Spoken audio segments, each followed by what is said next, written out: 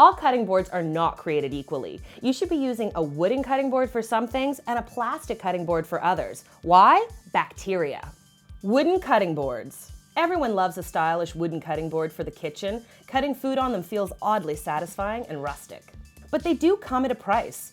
And not just literally, although they can get pretty expensive. The real cost is their potential for spreading bacteria. Wood is porous, meaning there are tons of tiny places for bacteria to hide. If not sanitized properly, this bacteria can pose a health risk. Hardwood cutting boards are generally better for bacteria management. They're fine-grained, with the grains pulling down fluid and trapping bacteria. As the cutting board dries, bacteria dies. Softwood cutting boards have larger grains that can split apart easily, creating large grooves for bacteria to hide. For this reason, if you're set on a wooden cutting board, make sure you go for hardwood. It'll dull your knives quicker, but it's a small trade-off for your health. You should use wooden cutting boards for foods like fruits, vegetables, breads, and cheeses. Plastic cutting boards. Plastic cutting boards are super popular because they're lightweight, cheap, and easy to clean. The best thing about plastic cutting boards is that they're not porous at all, so they don't trap bacteria as easily as wood. But don't be fooled, this doesn't mean your plastic cutting board doesn't pose a health risk. Plastic is softer than wood, meaning your knives are more likely to cut large scratches and grooves into the surface of your cutting board. These grooves are havens for bacteria and can contaminate your food if you don't clean them right. Because they don't absorb bacteria as easily as wood, you should use plastic cutting boards for meats. How to clean your cutting boards.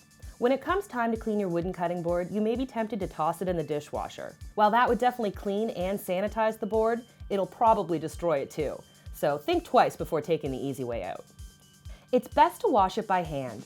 Rinse all the food debris off, scrub it with soap and water, and then sanitize it using a mixture of water and surface cleaner like Pine Sol, Fantastic, or Mr. Clean. Just follow the instructions on the product label and you should be fine. Avoid using bleach mixtures. They won't sanitize your wooden board as well.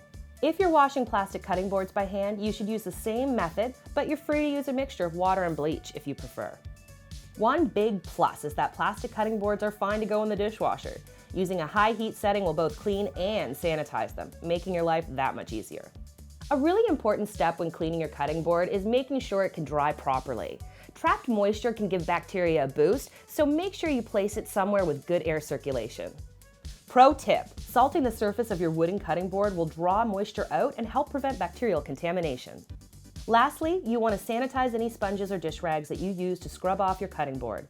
If you don't, you could spread bacteria all over your kitchen, and then it doesn't really matter how clean your cutting board is. When to replace your cutting board. Once your cutting board starts looking noticeably rough with scratches and grooves, it's a good idea to get rid of it. The more places bacteria have to hide, the harder it'll be to sanitize properly. Thanks for watching, and let us know in the comments which cutting board you swear by. And don't forget to subscribe and visit Fix.com for more helpful videos.